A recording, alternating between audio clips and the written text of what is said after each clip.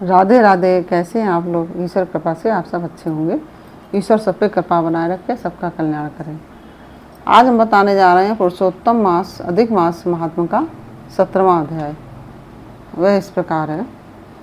लेकिन हम आपको कथा बताने से पहले एक बात कहना चाहेंगे कि यदि आपने हमारे चैनल को सब्सक्राइब नहीं किया है तो प्लीज़ हमारे चैनल को सब्सक्राइब कर लीजिए और बेल आइकन बटन ज़रूर दबा दीजिए, जिससे कि आपको हमारे सारे वीडियोस प्राप्त हो सकें।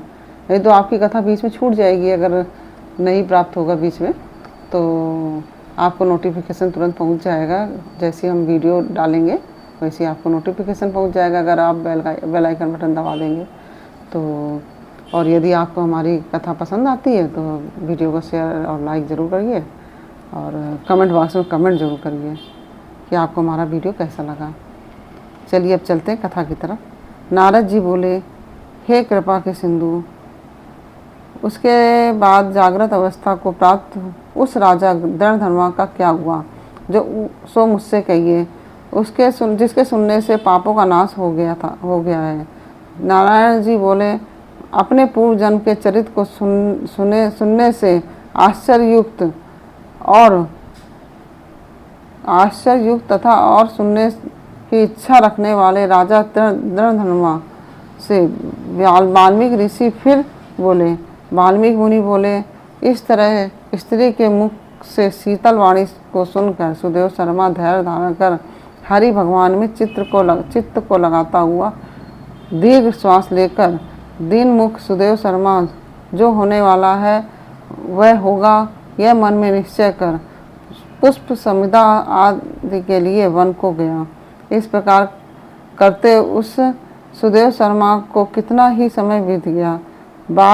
उसके बाद किसी दिन समिधा कुछ फल पुष्प आदि के लेने के लिए वन को गया, जहाँ जाकर सुदेव शर्मा मन से हरि भगवान के चरण कमलों का ध्यान करने लगा। उसी दिन उसका लड़का सुखदेव अपने मित्रों के साथ बावली को गया। बावली में प्रवेश कर समवयस्क मित्रों के साथ जल यंत्रों से जल फेंकता हुआ और बार बार हंसता हुआ खेलने लगा। गर्मी ऋतु में बार बार जल में खेलता हुआ हर्ष को प्राप्त हुआ। इस तरह प्रेम में मग्न सब बालकों को खेल करते हुए अथाह जल में खड़ा हुआ वह सुखदेव बालक मित्र बालकों से पीड़ित होकर मित्र वर्ग के भय से भागने की इच्छा करता हुआ और भाग्य से प्रेरित हो अपने श्वास को रोककर अपने मित्रों को छलने की इच्छा से वहाँ अथाह जल में गोता लगाया। किंतु उस जल में व्याकुल होकर उससे बाहर निकलने की इच्छा करता सहसा उस अथाह जल में वह बालक मृत्यु को प्राप्त हो गया।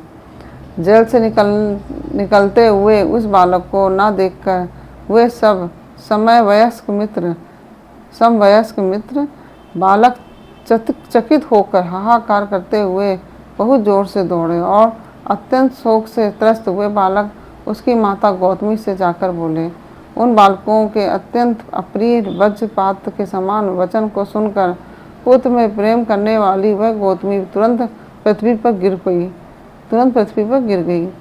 उसी समय वन से सुदेव शर्मा आया। पुत्र का मरण सुनकर कटे वृक्ष के समान पृथ्वी पर गिर गया।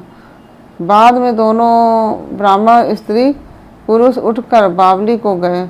जाकर मृत पुत्र को आलिंगन कर उसके शरीर को गोद में लेकर सुदेव शर्मा बारंबार पुत्र का मुख चूमने लगा। बाद में अपने गोद में स्थित मृत पुत्र को बार बार देखता हुआ रोता विलाप करता रहा।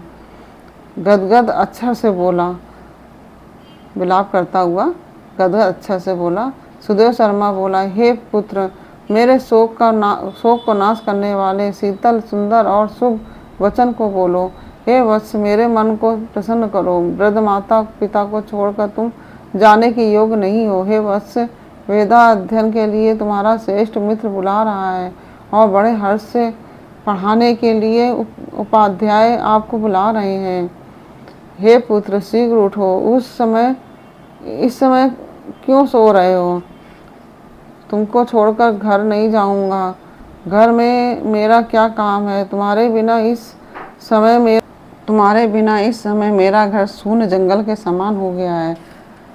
तुमको फल मूल प्रिय हो तो मेरे सामने उठो, यदि नहीं उठोगे तो वन को भी नहीं जाऊंगा।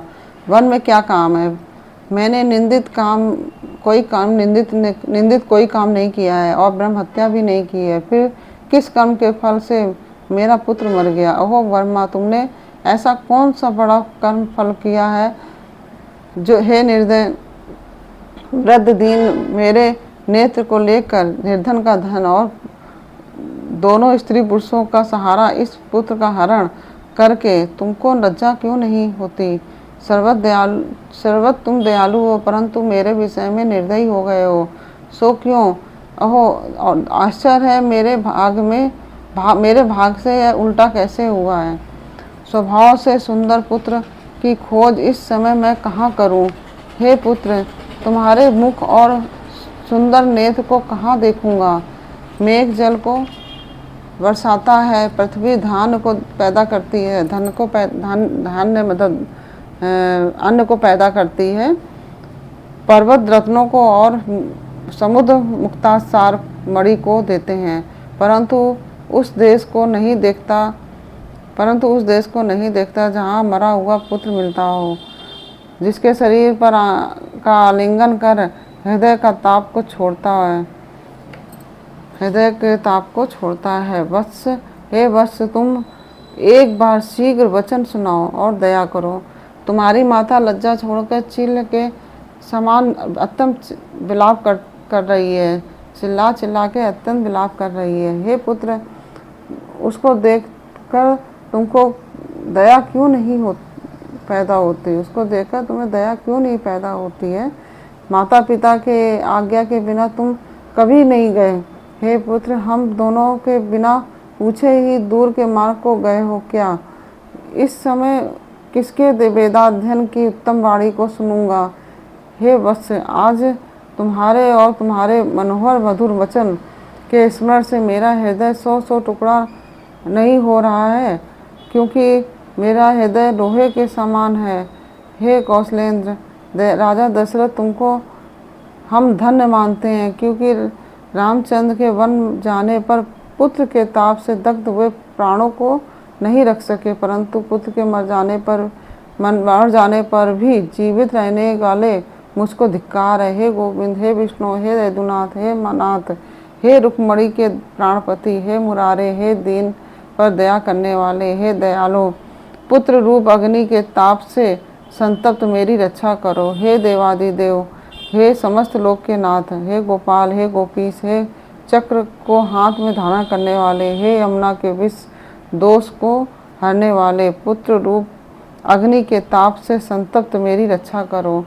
हे वैकुंठ के वासी विष्णु, हे नरकासुर के नाशक, हे चराचर के आधार, हे संसार रूप समुद्र से पार करने के लिए जहाज रूप अर्थात समुद्र से पार उतारने वाले, हे ब्रह्मादि देवताओं से नमस्कृत चरण पीठ वाले, पुत्र रूप अग्नि के ताप से संतप्त मेरी रक्षा करो।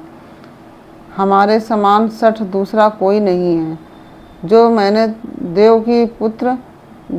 देवकी पुत्र श्री कृष्णचंद्र के वचनों का उल्लंघन कर पुत्र में दुराशा की, कौन अभागा पुरुष भाग में रहने वाली वस्तु को प्राप्त कर सकता है? इस प्रकार यह 17वां अध्याय पूर्ण हुआ और 18वें अध्याय में आपसे अगले वीडियो में मिलते हैं। तब तक के लिए राधे राधे।